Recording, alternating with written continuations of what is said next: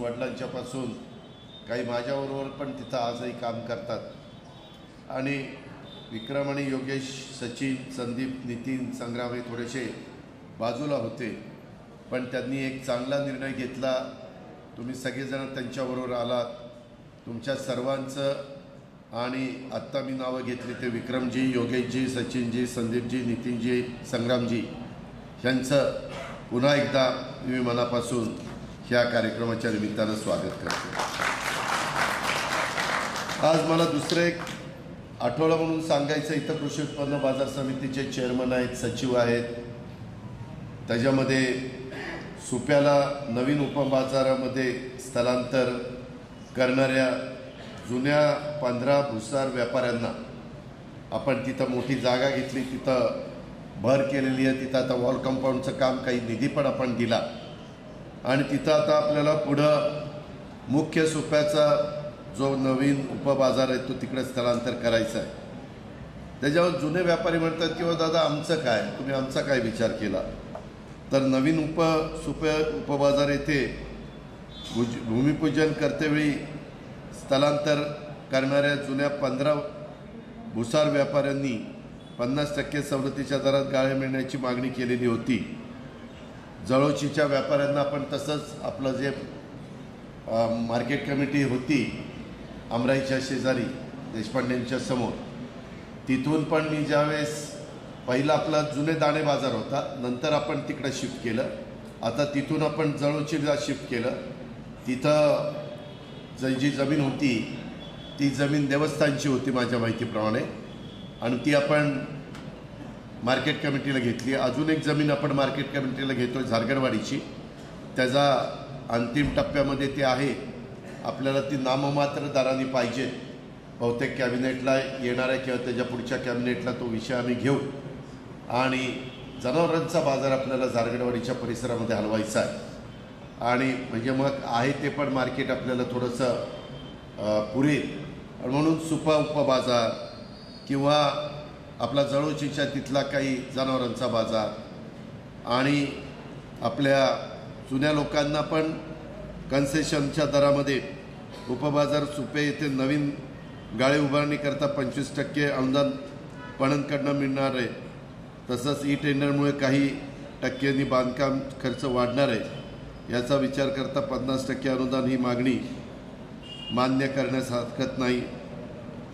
ही म्हणजे 50% अनुदानावर त्यांना गाळे द्यायचे, तीच ना त्यांची मागणी जी आहे, तशा पद्धतीनं बारामती कृषी उत्पन्न बाजार समिती निश्चितपणे करेल आणि त्याही व्यापाऱ्यांना काही प्रमाणामध्ये न्याय देण्याची भूमिका त्या ठिकाणी घेतली जाईल। मला आपल्याला सगळ्यांना सांगायचं आहे की आज मी सकाळपासून बघतोय, मी काही गणेश मंडळाचं दर्शन देखील घेतलं, तिथं आरती देखील केली। आत्ताही जाताना 2-3 ठिकाणी जाता जाता दर्शन घेऊन पुढे जाण्याचा माझा प्रयत्न आहे। पण आज खूप जण कार्यकर्ते आलेले होते, सरपंच आलेले होते, राज्यातले होते, जिल्ह्यातले होते, तालुक्यातले होते, परिसरातले होते, आणि मी ते सगळे निवेदनं स्वीकारत होतो। माझी आपल्याला सगळ्यांना विनंती आहे, अनेक निवेदनं विकास कामाच्या करता आलेली आहेत।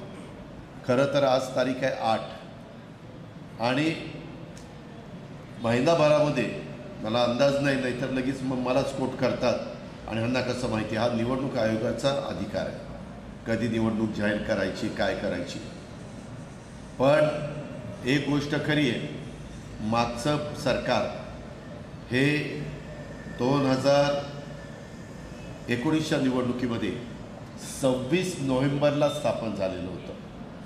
त्याच्यावर नवीन पण सरकार हे 26च्या आत स्थापन झालं पाहिजे असा एक नियम आहे, आणि त्याच्यामुळं निवडणूक आयोग कधी निवडणुका घेईल माहिती नाही, परंतु सगळ्या कार्यकर्त्यांनी एक गोष्ट लक्षात घ्यावी।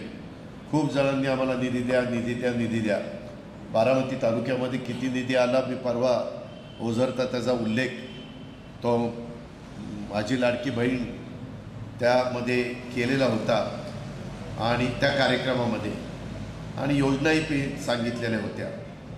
आजच्या कार्यक्रमाच्या निमित्तानं मी पुन्हा सगळ्यांना सांगतो, या योजनांचा फायदा जास्तीत जास्त लोकांना, महिलांना, मायमाऊलींना, मुलींना करून देण्याचा आमचा सगळ्यांचा प्रयत्न आहे आणि त्या रस्त्याने आम्ही चाललेलो आहे.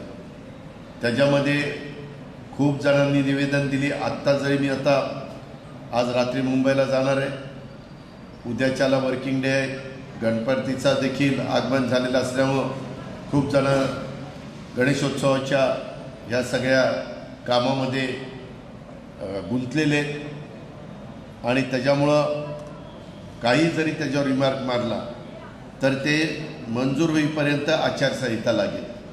त्याच्यामुळं मी शक्य तेवढं DPDCची मागे आपण घेतलेली आहे, 25-15चे मागं जे काही सांगितलेलं आहे तेवढंच, परंतु किंवा आमदार निधीचा जो काही हिस्सा आत्तापर्यंत खर्च करायचा असतो ती कामं त्या सगळ्या गोष्टी होतील. परंतु खूप जणांनी आज आम्हाला ह्याच्याकरता निधी द्या, त्याच्याकरता निधी द्या अशा प्रकारची मागणी केलेली आहे. ती कितपत मला पूर्ण करता येईल त्याबद्दल मी स्वतः साशंक आहे. त्यामुळं ह्या सगळ्या आचारसंहिता ह्या सगळ्या गोष्टीच्यामुळं ह्याची कृपया नोंद आपण घ्यावी. नेहमी वेगवेगळी कामं करत असताना पेपरला येत असतात बातम्या की इथं 58 कोटी रुपये मंजूर केले, तिथं अमकं काम झालं, तिथं प्रशासकीय मध्ये काम करणाऱ्या अधिकाऱ्यांच्याकरता वसाहत उभी करण्याचा मंजुरी मिळाली वगैरे वगैरे.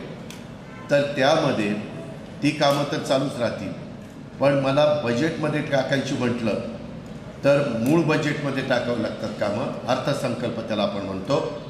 त्याच्यानंतर पावसाळी अधिवेशनात एक असतो त्याच्यात एक टाकता येतात. डिसेंबरचं अधिवेशन असतं हिवाळी, त्यामध्ये एक टाकता येतात. आणि शेवटचं अधिवेशन असतं अर्थसंकल्प सादर करायच्या आधी लास्ट पुरवणे असतात, त्याच्यात आपण टाकू शकतो. परंतु आता फक्त एकातच डिसेंबरचं तर अधिवेशन नवीन जे कोणी लोकप्रतिनिधी महाराष्ट्रात 288 मतदारसंघांमध्ये निवडून दिले जातील ते त्याच्याबद्दलचा निर्णय त्या ठिकाणी घेतील. त्याच्यातून पुढचं सरकार आणि बाकीच्या सगळ्या गोष्टी होणार आहेत. त्यामुळं ह्या सगळ्याच्या बाबतीमध्ये बदल्यांची पण एक ह्याची नोंद सगळ्यांनी घ्यावी. बदल्यांच्याबद्दल पण निवेदन दिलेले, साधारण 31 ऑगस्टपर्यंत बदल्या करायला मुख्यमंत्र्यांनी परवानगी दिलेली होती. आता सप्टेंबर महिना सुरू झाला आहे. आता सप्टेंबर-ऑक्टोबरमध्ये बदल्या जर करायचं म्हटलं तर ज्याची बदली सोयीला आहे त्यांची अडचण नाही, पण त्याची सोयीला बदली करण्याच्याकरता कुणाची तरी गैरसोय करावी लागते. आणि त्यांच्या मुलींनी जून-जुलैमध्ये ॲडमिशन घेतलेले आहे, ते पुन्हा उरगत येतात. किंवा तुम्हाला करायचे होते तर जून-जुलैमध्ये करायचे, आम्ही मुलांची ॲडमिशन घेतल्या नसत्या. काही बदल्या तरी केल्या, परंतु काही जण मॅटमध्ये गेले. उदाहरण द्यायचं झालं तर माझ्या माहितीप्रमाणे जिल्हा पोलीस प्रमुखांची बदली झाली, पण मॅटमध्ये येऊन त्यांनी थांबवले. ह्या पद्धतीनं गोष्टी त्या ठिकाणी घडत आहेत. त्याच्यामुळे बदल्यांच्याबद्दल पण आज खूप जणांनी मला निवेदन दिलेली होती. जे शक्य असेल जागाच रिक्त असेल आणि तिथं बदली मागितलेली असेल तर तिथं कुणाची गैरसोय होण्याचं कारण नाही. किंवा काही आपसामध्ये बदली असते त्याच्यामध्ये म्युच्युअल, तर ते असेल तरी कुणाची तक्रार राहण्याचं कारण नाही. कारण बदली करताना पण सरकारला त्याची बदली जिथं करायची असते त्याच्याकरता काही खर्च येत असतो. हे बऱ्याच जणांना माहिती नाही, परंतु तो खर्च येत असतो तो शासनाच्या तिजोरीवर पडत असतो. आणि म्हणून कार्यकर्त्यांनी ह्या गोष्टीची पण नोंद घ्यावी. काही सोमेश्वर कारखाना, काही माळेगाव कारखाना, काही छत्रपती कारखाना, काही दूध संघ, काही बारामती बँक, काही मार्केट कमिटी, काही खरेदी विक्री संघ, असे अनेकांनी वेगवेगळ्या ठिकाणी आम्हाला इथं नोकरी द्या, तिथं नोकरी द्या. नोकरीचा प्रश्न संपूर्ण देशात राज्यामध्ये त्या ठिकाणी आहेच, पण तो प्रश्न सोडवत असताना क्वालिफिकेशन पण महत्त्वाचं असतं. म्हणूनच यंदाचा अर्थसंकल्प सादर करत असताना ज्या 10 महत्त्वाच्या योजना दिलेल्या आहेत त्याच्यात 12वी डिप्लोमा डिग्री ह्यांनाही प्रशिक्षण देण्याचा निर्णय त्याच्यात घेतलेला आहे. आणि तिथंही मोठ्या प्रमाणावर मुलांना मुलींना सामावून घेण्याचा आमचा सगळ्यांचा प्रयत्न आहे. ते पण बऱ्याच जणांच्या कानावर गेलेलं आहे. ह्या सगळ्या बाबी होत असताना अनेकांनी आम्हाला मंदिराला मदत करा, इतरांना मदत करा, कामं कधीच संपत नाहीत. मी मागं देखील त्या कार्यक्रमात सांगितलं की सगळ्यात जास्त निधी 288 मतदारसंघात यंदाच्या 5 वर्षामध्ये बारामती विधानसभा मतदारसंघामध्ये आला आहे आणि त्याच्यामध्ये पुस्तिका पण आपण काढलेली काहींच्या नजरेखाली गेली असेल, काहींनी पाहिली असेल, पण ह्या पद्धतीनं आपली कामं चाललेली आहेत आणि मेहरबानी करा, कामाचा दर्जा चांगला ठेवा। आज माझ्याकडे काही कामं अशी आली की दादा, म्हणजे मी व्हिडिओलाच विचारलं, हे काय? ते म्हणले दादा काम पूर्ण व्हायच्या आधीच पैसे उचलले, असं कसं चालेल? शेवटी आज जनतेचा पैसा आहे, काम दर्जेदार झालं पाहिजे। मी सगळ्या सरपंच आणि सगळ्या प्रमुखांनाही आव्हान करीन की मी मोठ्या प्रमाणावर निधी देण्याचं काम केलेलं आहे आणि हा निधी देत असताना आम्ही पण कामं जरा चेक करणार आहे। मी तर यावेळेस त्यामध्ये DPDCला एक पद्धत आहे, दादा 5 लाख रुपये द्या, 10 लाख रुपये द्या, इथं रस्ता करायचा, इथं याव करायचं, इथं ट्याव करायचं, याव ट्याव नाही पण रस्ता करायचा। आणि 10 लाख का द्या? तर त्याचं टेंडर निघत नाही का, असं काहीतरी? नाही, ते मी बंद केलं। आता DPDCला मी 12 लाख का काहीतरी, 12.5 लाख असं काहीतरी त्याला हे केलं, कारण त्याचं नीट टेंडर झालं पाहिजे, नीट माहिती झाली पाहिजे। बऱ्याचदा त्या गावकऱ्यांना माहितीच नाही की आपण त्या गावात किती निधी दिला आणि काय दिला, आणि तिथल्या प्रमुखांनी सांगायला पाहिजे होतं, तिथल्या ग्रामसेवकांनी सांगायला पाहिजे होतं की या पद्धतीनं हा निधी आलेला आहे, आणि मग तो निधी सत्कारणी लागतोय का, त्याचा योग्य पद्धतीनं खर्च केला जातोय का कुणीतरी काहीतरी थातूरमातूर काहीतरी काम करून बिलं काढतात, हे आपण कधी बारामती विधानसभा मतदारसंघामध्ये चालून दिलेलं नव्हतं। पण काही बाबतीत तक्रारी आलेल्या आहेत। मी आपल्याला स्पष्ट सांगेन, निधी देण्याची जबाबदारी 5 वर्षापर्यंत मी तुमचा लोकप्रतिनिधी म्हणून माझी होती, ती मी मनापासून पार पाडण्याचा प्रयत्न त्या ठिकाणी केला। सुदैवाने DPDCचा त्या बाबतीमध्ये आम्ही निधी पण जिल्ह्यालाही चांगला आला, राज्यालाही चांगला दिला, त्याच्यात बारामतीला पण त्या ठिकाणी मिळाला। त्याच्यावर हे जे काही बाकीचे 25-15 आणि इतर पण अनेक PWDची कामं ही आपल्या इथं चाललेली आहेत, त्यामध्ये माझी आपल्या सगळ्या कार्यकर्त्यांना विनंती आहे, आज पक्षप्रवेश घेतलेला आहे, त्यांनी पण त्याच्यामध्ये लक्ष द्यावं, परंतु इतरांनाही विनंती आहे की कामं ही आपल्या आपल्या भागातली चांगली आहे का नाही ते त्या ठिकाणी बघितलं पाहिजे, आणि ती चांगली कशी होतील याकरता आपण सगळ्यांनी प्रयत्न देखील केला पाहिजे।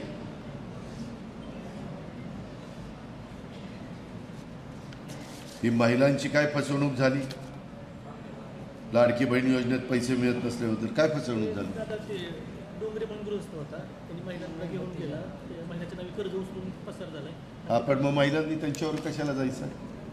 त्या महिला निरक्षर आपल्या मजूर महिला होत्या, असू द्या ना, मजूर महिलांनी त्याच्यावर विश्वास ठेवूनच गेले ना, ते लाडकी बहीणचे पैसे खात्यात येते, असू द्या ना, हे असं होत नाही। तुम्ही पण नियमाप्रमाणे, अलीकडे पण मी मगापासून बसलोय, दादा ह्याला आम्ही 2.5 कोटी रुपये दिले पण त्यांनी आम्हाला माल दिला नाही। अरे काय, मी मुख्यमंत्री उपमुख्यमंत्री तयारकरता झालो, तुम्ही माल द्यायचं मी वसूल करायचं? तुम्ही देताना नीट लोकांना द्या ना, व्यवहार करा ना। निम्म्याच्या वर कामं तर तिथं तसलीच होती, त्यांनी आम्हाला फसवलं आणि त्यांनी आम्हाला मातीत घातलं आणि त्यांनी आम्हाला दगडात घातलं। साधा कॉमन सेन्स आहे। आत्ता पण यांनी दिलं तर यांनी पोलीस स्टेशनला तक्रार केली, कुठल्या पोलीस स्टेशनला?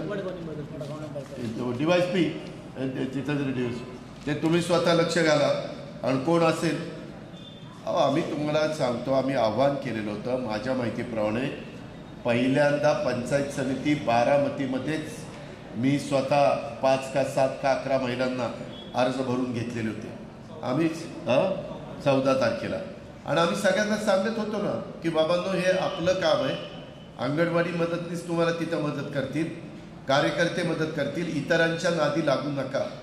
एक तर पठ्ठ्या नवरा बायको त्या साताऱ्यामध्ये असे मिळाले की त्यांनी स्वतःच 28 नावं वेगवेगळी टाकली आणि 28 दुने 56,000, 28 त्रिक 84,000 रुपये त्यांनी काढले।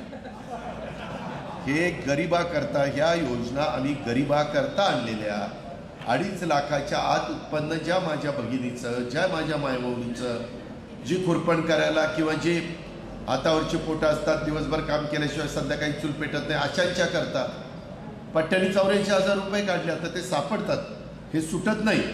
आता हा पण कोण डोंगरे ठग असेल तर कुठला होता डोंगरी? ते बाहेरचं होतं. हा, बाहेरचा होता. बरं आला त्याला पाहुणचार करायला तुम्हाला कळलं नाही. 2019चा विषय सातत्याने केस म्हणजे पेपरला बातमी केस आहेत. अहो असं नसतं. तुम्ही काही पण एवढं गावात खट्ट वाजलं तरी कळतं. लोकांना कळत नाही की हा आता डोंगरे आलाय, हा पैसे इथं गोळा करतोय, लगेच तिथल्या तिथं सांगायला काय झालं होतं. ह्या गोष्टी देखील आपण सगळ्यांनी लक्षात घ्या. माझी पुन्हा पुन्हा विनंती आहे, कुठल्या चुकीच्या पतसंस्थेत पैसे टाकतात, दादाराव ती बुडली आता आमचे पैसे द्या. अरे बुडली, मी काय करू, पैसे द्या. त्याच्यामध्ये आता नवीन कायदा आम्ही करतोय. त्याच्यात जसं अर्बन बँकेंना 5 लाख रुपयाचं त्या डिपॉझिटला इन्शुरन्स, तसा पतसंस्थांना पण मध्ये मला दिलीप वळसे पाटील साहेब म्हणले होते की अजित काहीतरी पैसे द्या, असं कॉर्पस आम्ही तयार केला. आणि त्याच्यातून एक तर खराब पतसंस्था चालतात त्या लगेच तुमच्या लक्षात येतात की कोण गावामध्ये ओळख टाकलेली व्यक्ती कोण आहे ते तर साधारण सगळ्याला माहिती असतं. प्रत्येकाला आता आम्ही पण आमच्या काठेवाडीमध्ये राहायचो, आम्हाला कळायचं ही काय बिलंदर आहे, चांगला आहे, व्यवस्थित आहे. मग जे वस्तात असतो, आता मी परवा नाशिकला गेलो होतो, तिथं एक कोणतरी लेडी पुण्याची आहे, ती दरवर्षी तिथल्या काही लोकांना द्राक्ष खरेदी करताना काही कोटीला, तुला नाव माहिती आहे का सुनील, परवा तुझं तू होता ना तिथे, तर ती प्रत्येक वेळेस फसवती नाशिककरांना. आणि फसतात ना ते तक्रारी करतात, आणि जे फसलेले नसतात ते पुढच्या वर्षी तिलाच माल देतात की. अरे म्हणलं तुम्ही कशाला परत तिला माल देता? तुम्ही त्या ठिकाणी जो तुम्हाला व्यापारी व्यवस्थितपणे पैसे देईल अशाला द्या ना, ते तर तुमच्या हातात आहे ना. पण हे काय करतात फसवणारे, तुम्ही लक्षात घ्या, फसवणारे लोक, द्राक्षाचा रेट चाललेला असेल 80 रुपये किलो, तर यांनी 100 रुपये द्यायचा. माणसाला 20 रुपये जास्त, अर्थात 20 रुपये जास्त आहे. अरे 20 रुपये नाही जास्त, ती पुन्हा आपल्याला बांबूच आहे, हेच लक्षात घेत नाही. काही पतसंस्था पण व्याजाचा दर पतसंस्थेला ठेवीला जर 10% असेल आणि तिनं 12-13 दिला की समजाव ही पतसंस्था पुढं तरी काहीतरी आपल्याला बट्ट्याबोळ करणार. कारण व्यवहार तर व्यवहारनीच चालले पाहिजे. ह्या सगळ्या गोष्टी आहेत. आपल्याला भूजल समृद्धी ग्राम स्पर्धेत काराटीचा काराटी गाव राज्यात प्रथम क्रमांक आला, त्याबद्दल मी त्यांचं मनापासून अभिनंदन करतो, कौतुक करतो. मित्रांनो, भूजल समृद्ध ग्राम स्पर्धेमध्ये माझ्या काराटीकरांनी सगळ्यांनी भाग घेतला, त्यांना मार्गदर्शन व्यवस्थित झालं, राज्यात पहिला नंबर आला. त्याच्यामुळे त्यांना 1 कोटी रुपयाचं बक्षीस मिळालं, 1 कोटी. आणि राज्यात जो पहिला आला तो जिल्ह्यात येणारच, कारण राज्यात आला. त्याच्यामुळे यांचा पुणे जिल्ह्यामध्ये देखील पहिला नंबर होता. उद्या मंत्री महोदयांच्या हस्ते जिल्ह्याचं 50 लाखाचं पहिलं बक्षीस आणि राज्याचं 1 कोटीचं, म्हणजे 1.5 कोटी रुपये आता काराटीला मिळणार.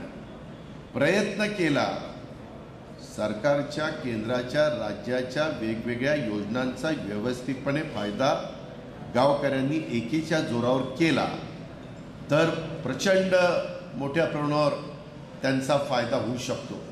हे भूजल समृद्ध ग्राम स्पर्धेच्या निमित्तानं आपल्याला पाहायला मिळालेलं आहे. आणि तशा पद्धतीनं ते काराटी गावात त्यांना वेळ पाहिजे ती द्या पुढच्या दौऱ्यात. तर ह्या पद्धतीनं आपण चाललो आहे. दुसरं, काही जण बूथ कमिट्या करायचं काम चाललं आहे, परंतु त्याच्यामध्ये नीटपणे लक्ष घालण्याची गरज आहे. सुरेश पालवे, तुम्हाला राज्य सरकारच्या तर्फे निरीक्षक म्हणून इथं पाठवलेलं आहे.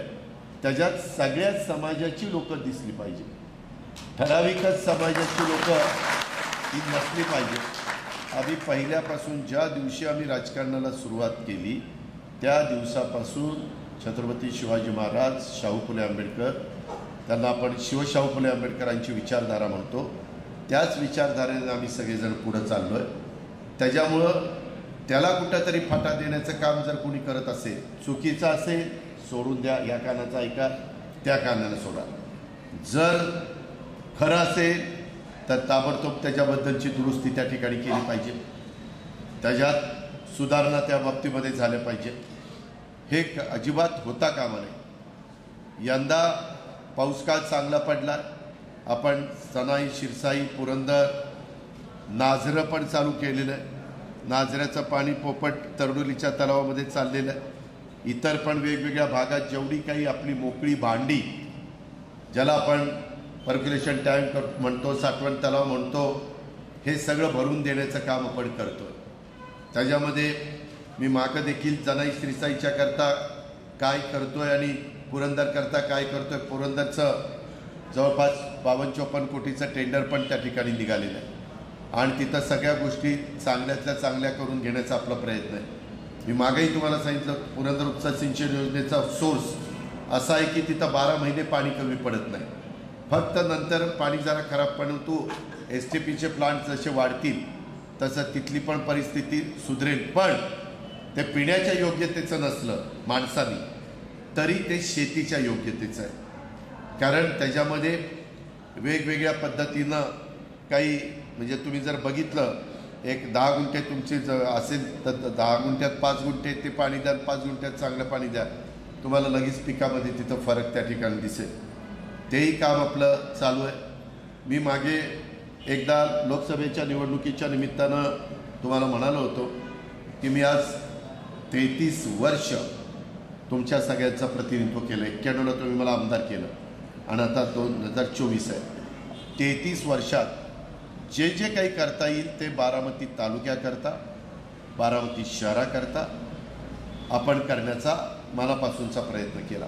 आपल्याला वाटत होतं हे झालं की प्रश्न सुटेल, ते झालं की प्रश्न सुटेल, पण कधी कधी नाजरच भरायचं नाही आणि मग आपल्याला अनेकांना तोंड द्यावं लागायचं.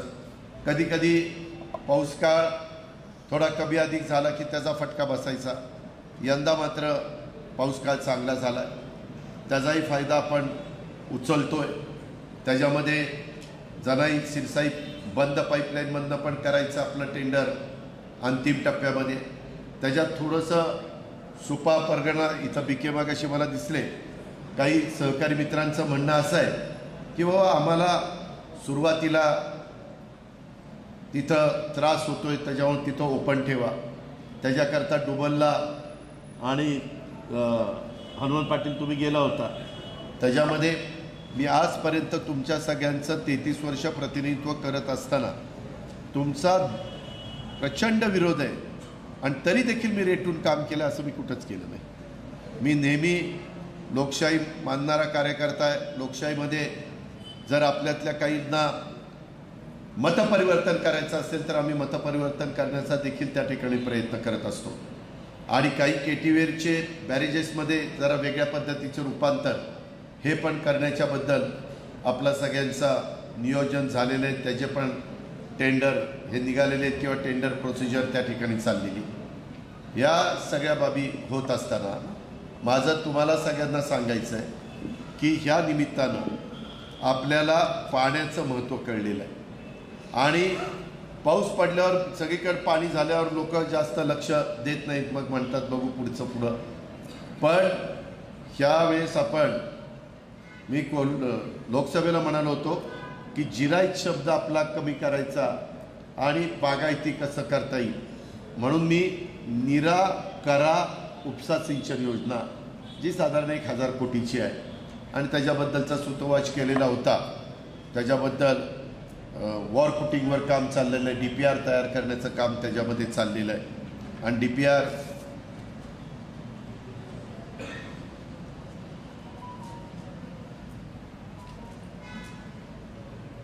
तर जनाई शिरसाई योजना 5 नंबर चारी, जनाई वेगळी आहे, शिरसाई वेगळी आहे, 5 नंबर चारी कशी आली त्या ठिकाणी स्वामी ते काय ते बघून घ्या. मला माहीत नाही, बीकेने चिठ्ठी पाठवली अधिकाऱ्यांनी तिकडं पास करा. तर त्या पद्धतीनं अरे आता चिठ्ठ्या देऊ नका रे, डिस्टर्ब करू नका.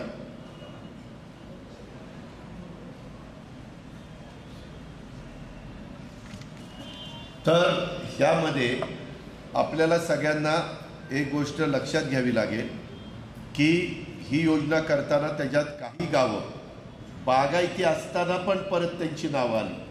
कृपा करून इतरांनी गैरसमज करून घेऊ नका, कारण त्यांचा बराचसा भाग जिरायतमध्ये असल्यामुळं म्हणजे पंढऱ्याचं पण गाव त्याच्यामध्ये काही भाग आला आहे, काही क्षेत्र.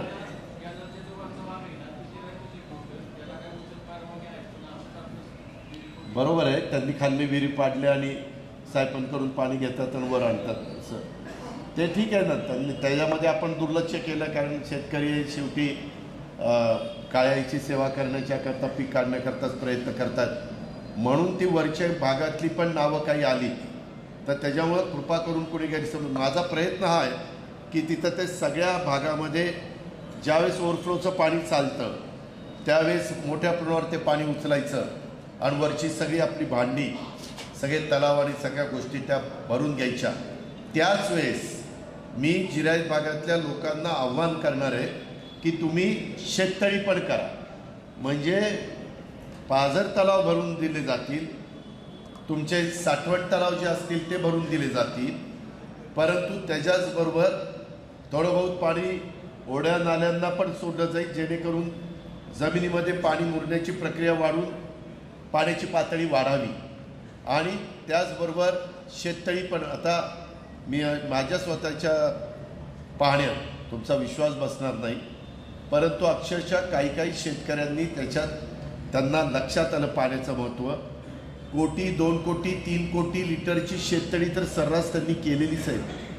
पण ज्यांच्याकडे पोकलँड किंवा JCB आहेत आणि जे स्वतःचं डिझेल भरून करू शकतात आणि जरा खानदान हलकं लागलं, म्हणजे कठीण नाही लागलं, पाषाण वगैरे नाही लागला, तर काहींनी तर 10 कोटी लिटरची शेततळी केली, 12 कोटी लिटरची केली.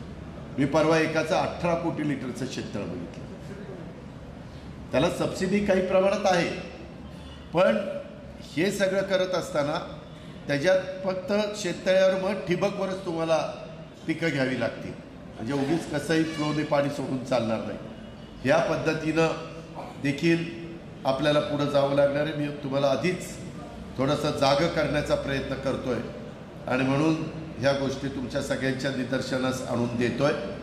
ह्याची कृपया नोंद माझ्या सर्व शेतकरी बांधवांनी, माझ्या तरुण पिढीमध्ये जे शेतीवाडी करायला लागलेले तरुण मुलं मुली पण, अनेक जणं नवीन सुना पण चांगल्या शेती करतात आणि आमची मुलं पण चांगल्या पद्धतीनं शेती करतात, काही तरुण घरातली मुलं.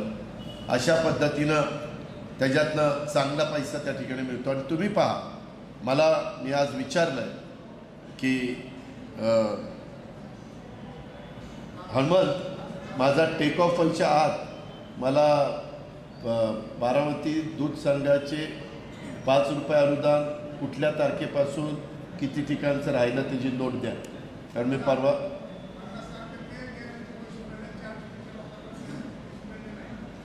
शौकतभाई आपण जरा बसा, मी तुम्हाला सांगतो. BK तुम्हाला आठवत असेल, आता जुनी लोक खरं तर सांगड्याबा पानसरेका काय ही तर हयात पण नाही आहेत, पण त्या काळामध्ये तुम्ही आमच्या इथं जनाई सिरसाई आणा, आमच्या पाहिजे त्या भागातनं पाठ करा म्हणले होते की नाही. आम्ही कुणी पैसे मागणार नाही, कारण पाणीच नव्हतं. काय एक पाणी आलं की आता जमिनीचे पैसे द्या ना, पाणी आलं की आता कॅनलचे पैसे द्यायला BKला मिळाले, हनुमंतरावला नाही मिळाले, म्हणजे सुरूच होतं. आणि मी चाललो ना टप्प्याटप्प्याने, लगेच हे करता करता काय अडचणी येतात ते मी भोगल्यात.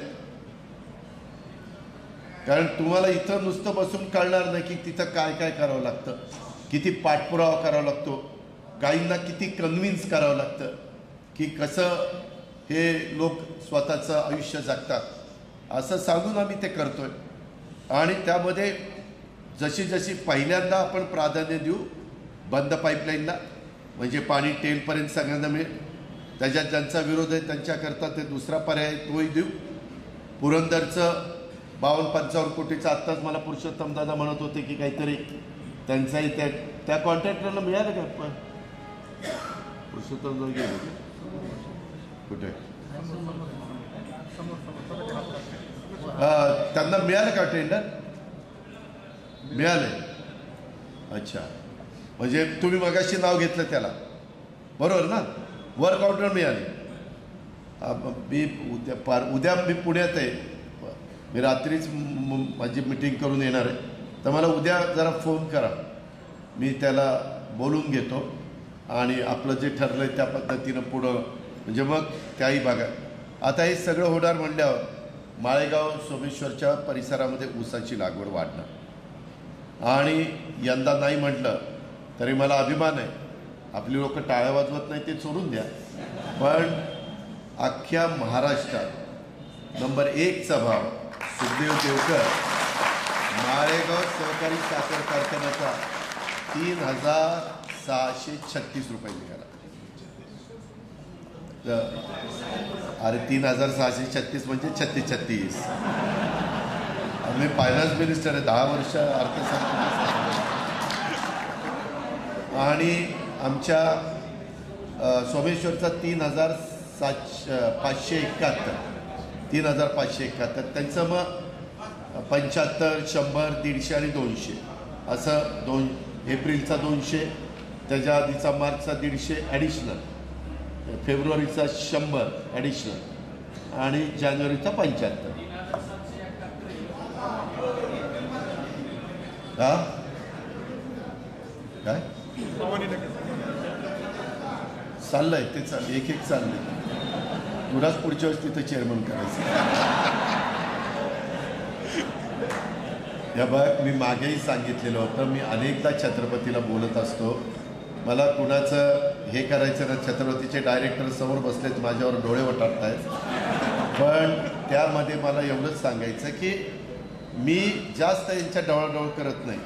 मी त्यांचा हा वेळेसचा काय झालं, आम्ही मागे अमित शहांना भेटलो. अमित शहा साहेबांना आम्ही सांगितलं की अमित शहा साहेब, FRPपेक्षा जास्त दर दिला तर इन्कम टॅक्स वरच्या रकमेला लागतो. त्यांनी ते आमचं सगळं समजून घेतलं. आपलं पूर्वीचं 9,500 कोटीचा टॅक्स राज्यातल्या वेगवेगळ्या कारखान्यांच्यावर होता, त्याच्यात आपलेही कारखाने होते, सोमेश्वर पण होता आणि माळेगाव पण होता, पण ते काढलं. खूप जण काढायचा प्रयत्न करत होते, मी कुणावर टीका टिप्पणी करतो असं नाही, परंतु मागं कधी झालं नाही. पण ह्यावेळेस आम्हाला अमित भाईंनी सांगितलं मी तुम्हाला करून देतो आणि त्यांनी केलं. खरोखरीच आम्ही त्यांचं अभिनंदन करतो, कारण 9,500 कोटीची टांगती तलवार माझ्या ऊस उत्पादक शेतकऱ्यांच्या डोक्यावरची कायमची बाजूला गेली. आम्ही त्यांना म्हणालो की आता तुम्ही FRP जाहीर करता, आमच्या भागातले लोक काटकसरीनं कारखाना चालवल्यामुळं तिथं आमचे काटे व्यवस्थित असतात, वजन काटे आमचे तोडी व्यवस्थित असतात, की चेअरमनचा असेल तर तारीखवर तुटणार, एखाद्या सर्वसामान्य शेतकऱ्याचा असेल अल्प अत्यल्प त्याचाही तारीखवर तुटणार.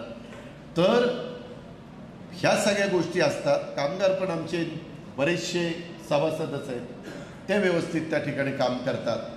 असं ते सगळं असल्यामुळं आमचे दर जास्त निघतात.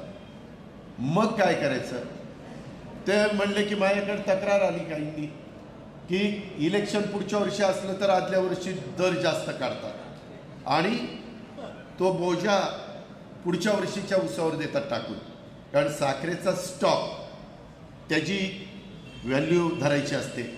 आत्ता पण सोमेश्वर आणि माळेगावला तेच झालं. आणि ते म्हणाले मी असं करीन की हा अधिकार IAS ऑफिसर, साखर आयुक्त जो असतो तो शुगर कमिशनरला देईल आणि मग कमिशनरनी त्यांचं सगळं बॅलन्स शीट तपासायची की भाव ह्यांना कोजरमधनं किती आले, ह्यांना इथेनॉलमधनं किती आले म्हणजे डिस्लरीमधनं, ह्यांना जर बागेस विकला सेविंग करून तर किती आले, सगळ्याची गोळाबेरीज, प्रेसमध्ये विकली तर किती आली, ह्या सगळ्याची गोळाबेरीज लावून आणि मग त्याच्यात दिसलं की नाही बाबा FRPपेक्षा ह्यांचे पैसे शिल्लक राहतात ते दिले पाहिजे. तसं आपण केलं तेव्हा 3636 माळेगावचा निघाला, पण त्यांनी गेटकेनवाल्यांना 3200 दिला.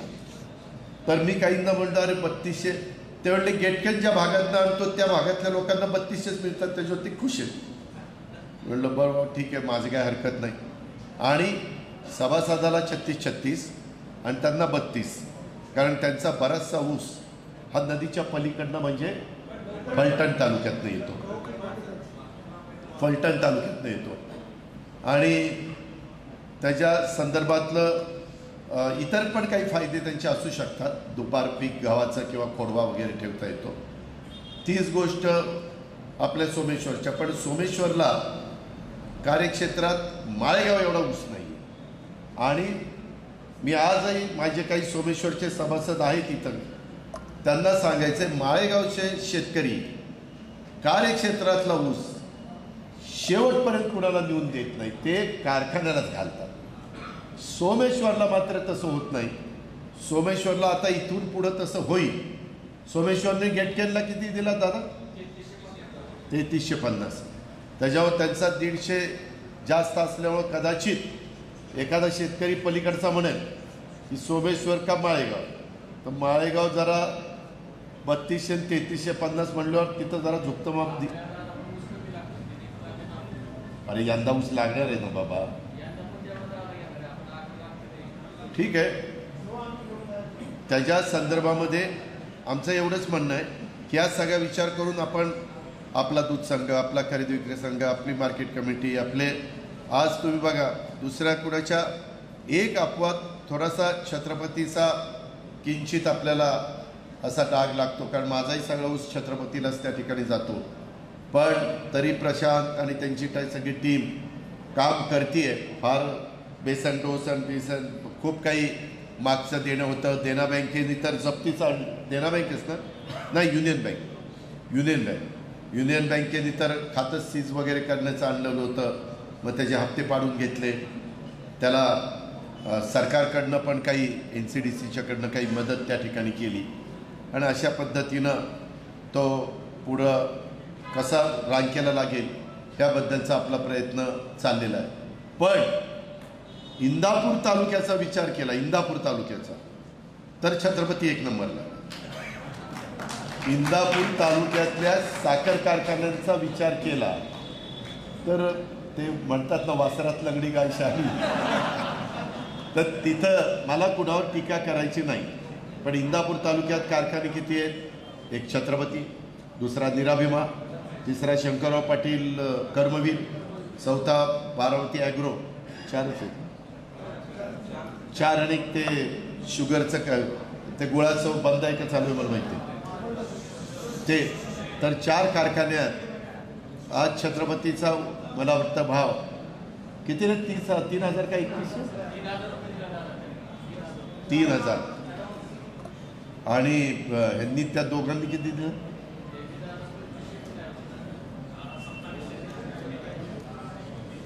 ठीक आहे, जे काही असेल ते. अशा पद्धतीने आपण पुढं चाललेलं. आपण बारकाईने तिथं लक्ष ठेवून आहोत.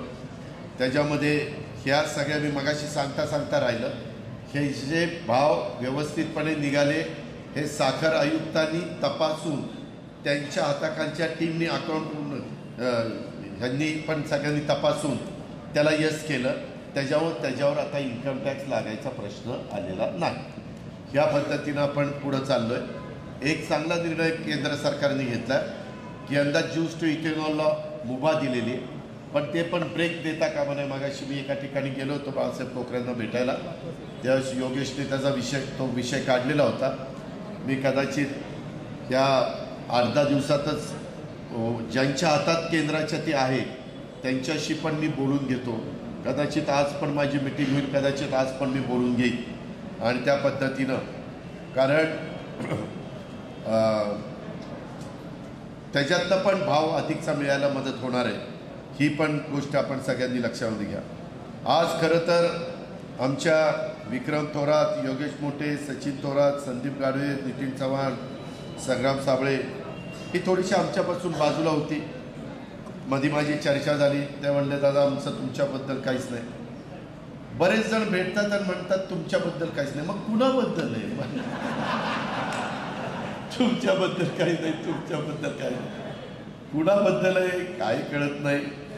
माझं तुम्हाला सगळ्यांना सांगणं आहे की आजच्या पक्षप्रवेशाच्या निमित्तानं माझ्या सर्वच कार्यकर्त्यांना, मला माहिती नव्हतं की तुम्हाला वर घेतलं नव्हतं, पोलिसांनी थांबवलं होतं, म्हणून पोलिसांना म्हणलं की सगळ्यांनाच वर पाठवा. त्यानिमित्तानं मला याही सहकाऱ्यांशी बोलता येईल आणि माझ्या कार्यकर्त्यांशी किंवा पदाधिकाऱ्यांशी आजी माझी त्यांच्याशी पण बोलता येईल. त्याच्यामध्ये तुम्हाला सगळ्यांनाच सांगायचं की कोणताही पक्ष, मी आता राज्यामध्ये फिरतोय, जनसन्मान यात्रेला चांगला प्रतिसाद आहे, सगळ्या गोष्टी आपण बघतोय. परवाचा पण कार्यक्रम बारामतीकरांच्या नावाला साजेसा कार्यक्रम बारामतीकरांनी केला, त्याबद्दल मी बारामतीकरांचं अभिनंदन करतो. माझ्या मायमाऊली, माझ्या बहिणी, माझ्या मुली इतक्या मोठ्या संख्येने आल्या, त्यांनाही मी धन्यवाद देतो, त्यांचे मी आभार मानतो. पण त्याच्या आधीची आपली सभा जरा पाऊस पडलेला होता तेव्हा थोडी फेल गेली आणि ती खंत माझ्या मनाला कुठंतरी लागलेली होती. जरा 2 मिनटं थांबा ना बाबा, मला डिस्टर्ब करू नका ना. सिक्युरिटी तुम्ही काय करता? सगळंच आहे, मीच करतोय सगळं. त्याच्यामध्ये एकंदरीत मला थोडंसं पाणी द्या. एकंदरीतच मला एका गोष्टीची जाणीव आहे की कार्यकर्त्यांच्या जोरावरच पक्ष चालतो आणि कार्यकर्ते पक्षाचं दूत म्हणून त्या ठिकाणी काम करत असतात. मी कुठल्याही कार्यक्रमाला गेलो तर कार्यकर्ता पक्षाचा कणा असतो. तो कणा मजबूत असेल तर सगळं व्यवस्थित होतं. त्या कण्याने काम नाही केलं तर सगळी गडबड होती. हे मान्यच केलं पाहिजे. हे म्हणजे मी काही उगीच काहीतरी ढगात बोलतो अशातला काही भाग नाही. त्याच्यामुळं कोणती पण निवडणूक असो किंवा कुठलाही कार्यक्रम, परवाचा कार्यक्रम घ्या, असे कार्यक्रम असो, हे कार्यक्रम किंवा ह्या कार्यक्रमाचं यश किंवा आजची मिटिंग घ्या. आज आता विक्रमनी, योगेशनी तुम्हाला सगळ्यांना बोलवलं, त्याचेही पाठीराखे मोठ्या संख्येने आले, तुम्ही पण आला. आज गर्दी फार होती, सगळ्यांना भेटता आलं नाही. खूप जणांनी विधान परिषदेच्या सध्या जरा 12 जागांचं काय होणार त्याची चर्चा चाललेली असल्यामुळं तिथंही इच्छुकांची संख्या मोठ्या प्रमाणावर महाराष्ट्रात सगळीकडे आम्हाला पाहायला मिळते. पण एक आहे, कार्यकर्त्याच्या एकंदरीत जीवावरच निवडणूक पण अवलंबून असते आणि यश पण अवलंबून असतं. माझ्या राजकीय जीवनाची सुरुवातीपासून माझ्या जीवाभावाच्या असंख्य कार्यकर्त्यांनी मला साथ दिली, मला प्रेम दिलं, माझ्यावर विश्वास दाखवला. त्याच्यामुळं आज एका कारखान्याचा मी छत्रपतीचा 84ला संचालक होतो. माझं लग्नही त्यावेळेस झालेलं नव्हतं, परंतु 84 सालापासून ते उपमुख्यमंत्री पदापर्यंत मला अनेकदा वेगवेगळ्या ठिकाणी कामाची संधी तुमच्यामुळं मिळाली. मी तर जाहीरपणे महाराष्ट्रात फिरत असताना सांगतो, इतरांचे मुख्यमंत्री पदाचं काय ते मला माहीत नाही, परंतु 5 वेळेला उपमुख्यमंत्री होण्याचा जो मला संधी मिळाली ती संधी कुणाला गमतीने सांगायचं तर ते रेकॉर्ड कुणीच मोडू शकत नाही. 5 वर्ष 5दा उपमुख्यमंत्री होणं, गमतीचा भाग जाऊ द्या. ते अनेकदा असं घडतं की काही लोक आमच्या भोवती सातत्याने असतात. सुनील एक मिनिट, सातत्याने दिसतात, वावरतात आणि मग इतर कार्यकर्ते नाराज होतात. अरे हीच सारखी त्यांच्याजवळ, हीच गाडीत बसतोय, दुसऱ्याला संधीच नाही. आता काम, अरे एक मिनिट आहे, तू उद्याच्याला जर कोणी पदाधिकारी असेल तर मला कामाच्या निमित्तानं त्याला तेव्हा काय चाललंय काय नाही विचार. मी आता हनुमंतला घेतो, हनुमंत पाटील म्हणजे डेप्युटी कलेक्टर, ते माझे प्रायव्हेट सेक्रेटरी. म्हणजे काही ते त्यांना आता जी जबाबदारी दिलेली आहे विकास कामं न थांबवून द्यायची आणि माझ्यात आणि माझे अधिकारी प्रांत, मामलेदार, BDO, पोलीस खातं, आमचं PWD खातं, आमचं इरिगेशन खातं, शेती खातं म्हणजे ॲग्रिकल्चर, जी कुठली डिपार्टमेंट आहे त्या डिपार्टमेंटशी माझा निरोप तिथं द्यायचा किंवा हे काम दादांना करून पाहिजे. किंवा आज पण अनेक आमचा पानंचा रस्ता क्लिअर करून द्या, प्रांताला सांगा, तहसीलदारला सांगा. आमची अडवणूक केलेली आहे, कुठं कोणाचे वाद असतात. खूप आपण एक कुटुंब चालवतो त्यावेळेस किती अडचणीला सामोरं जावं लागतं ते बघतो. हा तर अख्खा तालुका असतो किंवा अख्खं राज्य म्हणून एकनाथराव शिंदे आज त्या परिवाराचं नेतृत्व करत असतात. आणि त्याच्यामुळं कधी कधी तेच ठराविक लोकांचंच दादा ऐकतात। वास्तविक मी पहिल्यांदा पूर्वीच्या काळामध्ये काही पॅनल बिनल करत असताना थोडं बहुत मदनराव किंवा काहींना जुन्यांना थोडंसं आठवत असेल की तेव्हा काही ठराविक लोक बसायचे, माझा हा घ्या, माझा तो घ्या, माझा तो घ्या, आणि तशा पद्धतीनं पॅनल व्हायचं। मी 91ला तुम्ही मला सुरुवातीला संधी दिली तेव्हापासून मी चर्चा करतो, व JPच्या मनात काय, तानाजीरावच्या मनात काय, मच्छिंद्राच्या मनात काय, पण चर्चा करत असताना अशोकराव नाही विसरत नाही, पण त्यामध्ये एकंदरीत मी हे विचार करत असतो की साधारण वेगवेगळ्या बॅलन्स ठेवला जातोय का, काही तरुण त्याच्यात समाविष्ट होत आहेत का, काही जुने पण अनुभवी लागतात, सगळेच तरुण घालून पण चालत नाही। मला वसंत काकांनी एकदा सांगितलं होतं, वसंत काकांच्या टीममध्ये मी सगळे जरा यंग टाकलेले होते, काका म्हणले दादा लईच मला त्रास होतो, काही ते त्या ह्याच्यात अनुभवी कोण होते, बापू भगत बापू आणि गीते अण्णा आणि स्वतः काका, बाकी सगळी 18 टीम नवी होती, त्याच्यावर नवीनचा उत्साह वगैरे जरा जास्त असतो, त्यांनाही वाटतं की काहीतरी आपण तिथं करावं वगैरे वगैरे। चुकीचा आहे असा माझा दावा अजिबात नाही। त्याच्यावर ह्या संस्थांमध्ये पदाधिकारी नेमत असताना मी या सगळ्या गोष्टींचा विचार करतो, त्याच्यावर मी ठराविक लोकांचंच ऐकतो, त्यांच्या सांगण्यामुळंच मी सगळं काही करतो, अशा पद्धतीनं मी कधी करत नाही।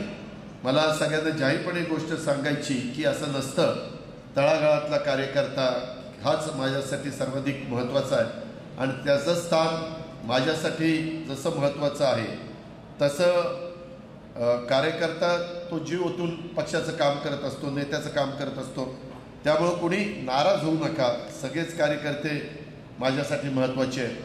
पण काही कार्यकर्ते मात्र मनापासून तिथं प्रयत्न करतात। काहींना काय सवय लागली, इतके वर्ष आपल्यात असं कधी 2 पार्ट्या अशा नव्हत्या आणि त्याच्यामुळं एकतर्फीच चालायचं, त्याच्यामुळं कधी कधी प्रमुखांनाही वाटायचं काय नेहमीसारखं पडेलच कुठं जाणार आहे, पण ते तसं आता होणार नाही। ही गोष्ट आपण सगळ्यांनी कृपा करून ध्यानामध्ये घेतली पाहिजे, सगळ्या वडीलधाऱ्यांनी पण घेतली पाहिजे, तरुणांनी पण घेतली पाहिजे, यूथमध्ये, महिलांमध्ये, युवतीमध्ये, विद्यार्थी संघटनेमध्ये किंवा वेगवेगळे सेल, माझे OBC, डॉक्टर, वकील यांचे, या सगळ्या सेलमधल्या प्रमुखांनी त्या ठिकाणी घेतली पाहिजे। सर्व कार्यकर्त्यांना कधीतरी मोठी संधी द्यावी असं मलाही वाटत असतं, पण तो जागाच चेअरमन पद जागाच एक आहे, तर किती लोकांना आपण संधी देणार, हाही त्या ठिकाणी प्रश्न निर्माण होतो। आणि मग अनेकदा आपल्यावर अन्याय होतो की पक्षासाठी आपण इतके वर्ष सतरंज्या उचलल्या, इतके वर्ष आपण काम केलं, दादांचा कुठलाही कार्यक्रम असेल तर आम्ही सकाळपासून तिथं हजर असतो, आणि त्यामुळं कार्यकर्त्यांच्या मनात अशा प्रकारची भावना येणं साहजिक आहे। पण अनेकदा जागा मर्यादित असल्यामुळं आणि इच्छुकांची संख्या आपल्याकडे जास्त असते, कारण त्याच्यात काय खरेदी विक्री संघ, दूध संघ, मार्केटची तरी होती निवडणूक, पण ह्याच्या निवडणुका एकतर्फीच असतात, नुसतीच नावं वाचायची असतात, सगळेजण आपल्याकडे अर्ज करतात। मात्र साखर कारखान्याच्या निवडणुका मात्र जोरात होतात, पण तरी सर्वसमावेशक कार्यकर्त्याला आपण त्या पदावर संधी देण्याचा प्रयत्न करत असतो, नगरसेवक नगरसेविका म्हणून संधी देण्याचा प्रयत्न करत असतो, उपनगराध्यक्ष नगराध्यक्ष म्हणून संधी देण्याचा प्रयत्न करत असतो। अनेकदा ज्यांना काही पार्श्वभूमी नाही पण काम करून दाखवण्याची धमक आहे, अशा देखील असंख्य कार्यकर्त्यांना आपण संचालकापासून नगरसेवकापर्यंत किंवा चेअरमनपासून जिल्हा परिषद सदस्यांच्यापर्यंत कामाची संधी देणारी येणाऱ्या विधानसभेच्या निवडणुका ह्या सगळ्याच राजकीय पक्षाच्या दृष्टीनं महत्त्वाच्या आहेत, कारण एकीकडे महायुती आहे, एकीकडे महाविकास आघाडी आहे, एकीकडे अजून तिसरी एक शक्ती म्हणजे तिसरी एक आघाडी करण्याचं आम्ही पेपरला वाचतो, मी म्हणत नाही, परंतु छत्रपती संभाजीराजे, बच्चू कडू असे काही जण, राजू शेट्टी वगैरे असे एकत्र बसले होते, असं काहीतरी चर्चा त्यांची चाललेली, आणि यंदा इतक्या लोकांना आमदार व्हायचं आहे की कुठे थांबायलाच तयार नाही, त्याच्यामध्ये नवी आहेत त्यांना तर वाटतं की तर मला मिळालंच पाहिजे, जुने आहेत त्यांना वाटतं आता एवढं माझं शेवटचं आता नको ना नव्यांनी मागायला, त्याच्यावर ती शेवटची म्हणून मागतोय. आणि मधले ते म्हणतात आम्ही मध्येच घुटमळतोय, तर तिकडेही नाही तर इकडेही नाही. असं करून मागं तुम्हाला आठवत असेल की 1995च्या निवडणुकीमध्ये अशाच पद्धतीनं अपक्षांचं प्रमाण वाढलं. खूप जणांनी अर्ज भरले, 45 अपक्ष निवडून आले. 45. आम्ही 80 लोक काँग्रेसचे निवडून आलो, तेव्हा एकच काँग्रेस होती. आणि 45 हे आले आणि काहीतरी 115 का 120 असे शिवसेना भाजप आले. आणि त्याच्यातून खरं टेंबू ताकारी मैसाळ निघालं. ते रामराजे नाईक निंबाळकरांनी ग्रुप केला. ते म्हणले आमच्या भागामध्ये या जिरायत भागात पाणी आणण्याच्या करता मदत करणारे का. बारामतीकरांनो, जिथं कुसळ उगवत नव्हतं त्या भागामध्ये 5-5, 6-6 टप्पे पाणी ओलांडून नेलं. अहो, जो सांगोला जिल्हा, जो तालुका एकदम दुष्काळी तालुका, एकदम तिथं उगीच टँकर आणून द्राक्षाच्या बागा आणि डाळिंबाच्या बागा एकेकाळी जगवलेला तालुका आज मोठ्या प्रमाणावर बागायती होत असतानाचं चित्र पाहायला मिळतं. म्हणजे टेक्निक इतकं बदललं की पाहिजे त्या भागात पाणी नेता येतं, फक्त तुमच्यामध्ये आर्थिक क्षमता पाहिजे. जे मी 1000 कोटीचा निरा करा ही उपसा सिंचन योजना केली ती त्याच प्रकारची. आणि कदाचित कुणी म्हणतील की हे निवडणुकीचं गाजर नाही. मी आतापर्यंत कधी गाजरं दाखवली नाही. जे खरं आहे ते सांगितलं आणि आपण आपलं पुढं त्या ठिकाणी जात राहिलं. त्याच्यामुळं येणारी निवडणूक ही सगळ्यांच्याच दृष्टीनं महत्त्वाची आहे. राजकीय समीकरणं बदललेली आहेत, त्यामुळं यावेळेस तुमची भूमिका सगळ्याच भागातल्या कार्यकर्त्यांची महत्त्वाची राहणार आहे. या निवडणुकीच्या निमित्तानं मला महाराष्ट्रातल्याही कार्यकर्त्यांना सांगायचं आहे आणि आपल्या बारामतीच्याही सांगायचं आहे, जी काही महत्त्वाची आहे ती गोष्ट मतदारांच्यापर्यंत पोचवली पाहिजे. त्याच्यामध्ये कधी कधी कार्यकर्त्यांना वाटतं की काय सांगायचं, हे झालेलंच आहे, केलेलंच आहे. तुम्हाला अजून अंदाज नाही, तुम्ही अजून इतर तालुक्यात जास्त जात नाही. मी आता राज्यात ह्या सगळ्या जनसन्मान यात्रेच्या निमित्तानं फिरतो. बारामतीकरांनो, काही शहरामध्ये कचरा पण गोळा केला जात नाही. कचरा रस्त्याचं झाडलोटीचं राहिलं बाजूला. एवढे काही ठिकाणी खड्डे आहेत की कशी लोक सहन करतात. आता परवाच बघा, गोवा मुंबई रस्ता अजून 2 वर्ष होणार नाही म्हणून PWD मिनिस्टरने सांगितलं. चाललंय किती वर्ष? 15 वर्ष का 12 वर्ष. सगळ्यांना वाटलं की गडकरी साहेबांनी लक्ष घातलं तर तिथं तरी काहीतरी होईल, पण गडकरी साहेबांनी पण हात टेकले. कारण कॉन्ट्रॅक्टरच असा निघाला की ते काय मधीच पळून जातो, मधीच काय होतं, मधीच कसं, एवढ्या नाना अडचणी. 12-12, 20-20 तास लोक एस टीमध्ये होती.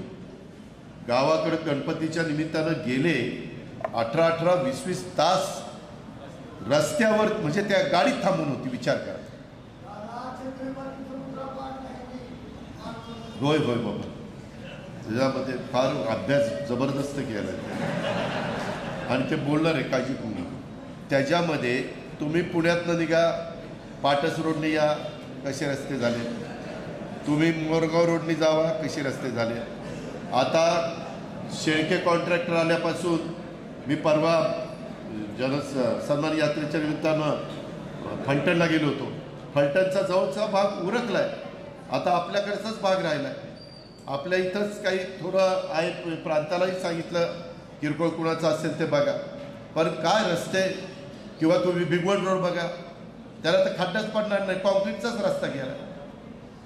म्हणजे हे जे काही रस्ते झाले किंवा बाकीचे तर रस्त्यांची मी नावच घेत नाही, ह्या सगळ्या गोष्टी कशामुळे घडल्या याचाही कुठेतरी विचार आपण मतदारांना नीटपणे त्या ठिकाणी सांगितला पाहिजे. आणि एकंदरीतच हा बारामतीत सर्वांगीण विकास गेल्या अनेक वर्षात आपण केला आणि राज्यात सर्वाधिक निधी या 5 वर्षात आपण दिला. बारामती शहर आणि तालुक्यात आता तुमच्या करा नदीवरून जाताना पण काय नदीचा प्रवाह वगैरे दिसतोय. आत्ता एवढा पाऊस पडला, नाझरं भरलं होतं, नाझऱ्याचं ओव्हरफ्लो चालू होतं. माझ्या जिरायत भागाच्या सगळ्या टापूत पाऊस होता, सगळे ओढे नाले फुल भरलेले होते, नदी फुल भरलेली होती. बारामतीमध्ये कुठं पाणी शिरलं? एक टिपका खंडोबा नगरमध्ये किंवा कुठे शिरलं नाही. नाही काय का असं ना, पण तो हे केलं म्हणून झालं ना. नाहीतर आपल्या बारामतीच्या करा नदीत वीटभट्टी असायच्या, आठवा जरा, म्हणजे नदीला आतमध्येच. नाही दुर्गंधी पण व्हायची. आत्ता तरी किमान पाणी खळखळून वाहत आहे. त्याच्यात अजून काही गोष्टी मला करायच्यात. काही ठिकाणचे स्पॉट आपण तयार केलेत, म्हणजे लोकांच्या करता संध्याकाळी बसायला म्हणून. त्या ठिकाणी मला इतके लोक फोटो पाठवतात.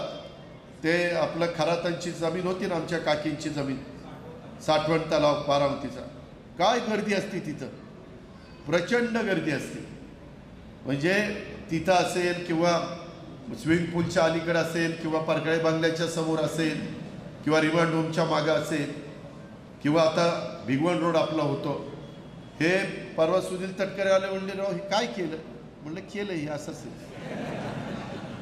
मग हे असं केलं तरी ते तसं कसं होतं म्हणून ते म्हणाले. ते म्हणलं यांना विचार, ते आपल्या हातात नाही. म्हणलं दाबायचं यांच्या हातात आहे, काम करायचं माझ्या हातात आहे. म्हणजे बटन दाबायचं. तर त्याच्यामध्ये कसं राहणीमान उंचावेल, इकॉनॉमी विकास सेक्शनच्या लोकांना घरं कशी मिळतील, खूप चांगल्या चांगल्या योजना त्याच्यामध्ये आहे.